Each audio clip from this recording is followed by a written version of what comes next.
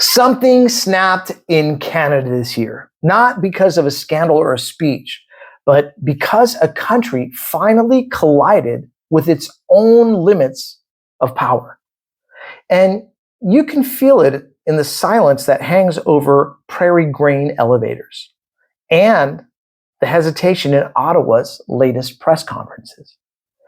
It's that quiet moment when a nation realizes the ground beneath its feet is shifting and the old rules aren't holding. Now, people across Canada feel the pressure, even if they can't fully articulate why it's happening.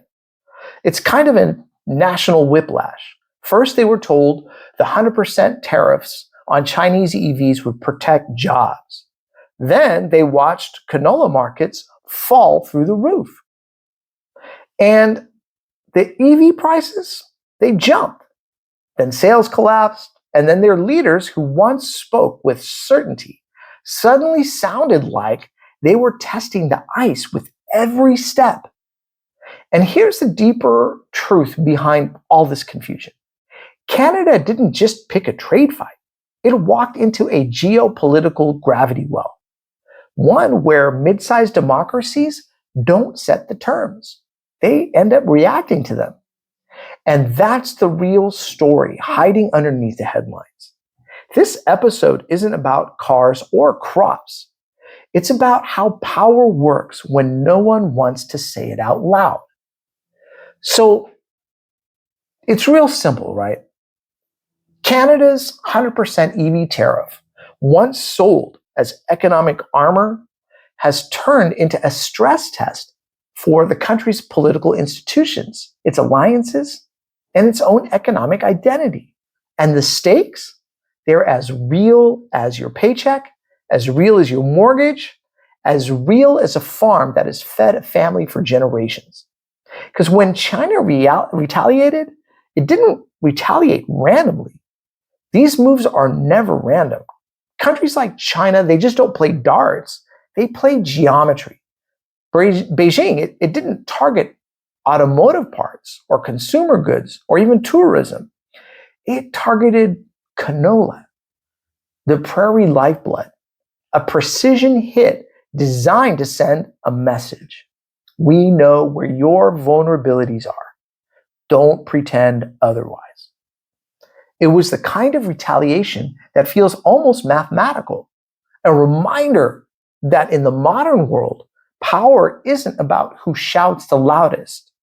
It's about who controls the levers everyone else depends on. And this is where the story takes a turn. For months, Ottawa projected confidence. The tariff was necessary. That's what they said. And they also said non-negotiable, a firm line in the sand. But lines in the sand look different once the tide comes in. Farmers started holding emergency meetings. Storage filled faster than exports could move. Futures dropped. The political pressure began to spread outward, like a hairline crack in glass. But behind the scenes, reports suggest policymakers began asking a question they hoped they wouldn't need to ever have to ask. What if the shield they built for the auto sector ends up sinking the agricultural sector? Now, meanwhile, the EV industry, the very one the tariff was supposed to protect, stumbled. Incentives dried up, provinces pulled the programs, prices shot up, and Chinese EVs, which could have kept the market affordable, were effectively erased by the tariff wall. So imagine trying to modernize your transportation system while boarding up the only door that leads to affordable models. That's what EV buyers faced within months. EV adoption fell almost 40%. Ottawa quietly shelved its 2026 zero-emission sales mandate, a move that signaled the government understood the market wasn't just slowing, it was suffocating. And that's when the political ice really started to crack.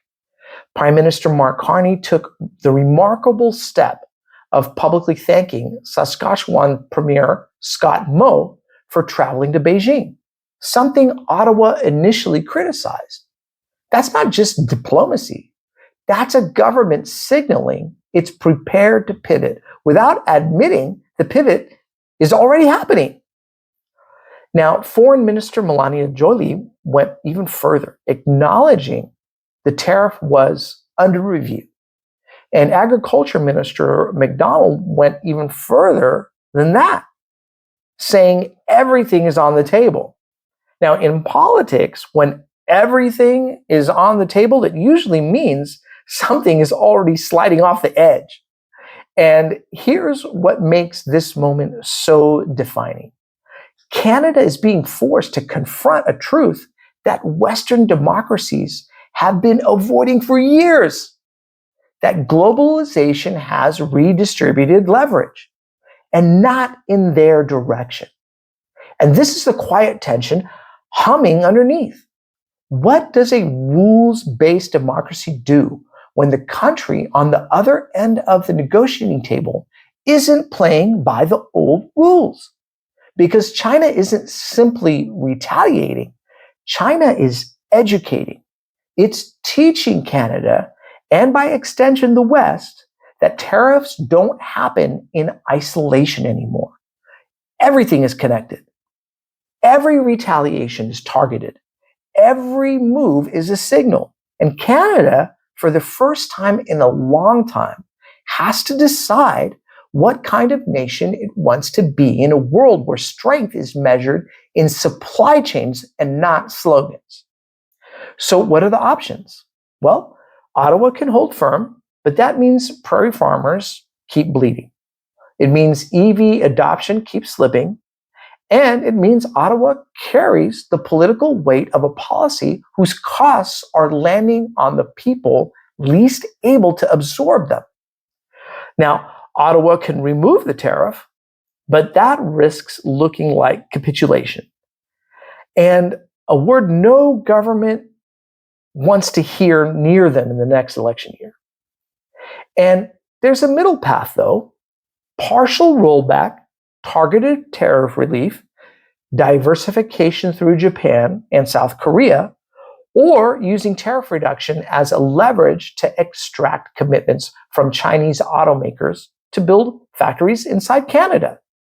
It's a strategy some analysts argue could turn a defensive retreat into an industrial reset.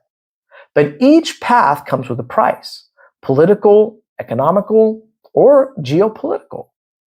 And this is where the moral tension sits. All right, so what do you guys think? Do I have this all right? Do I have it all wrong? Please put it in the comment section below. I look forward to reading and replying to all of your guys' comments. And once again, guys, thank you so much for watching me here on The Baseline. Okay, cheers, everybody.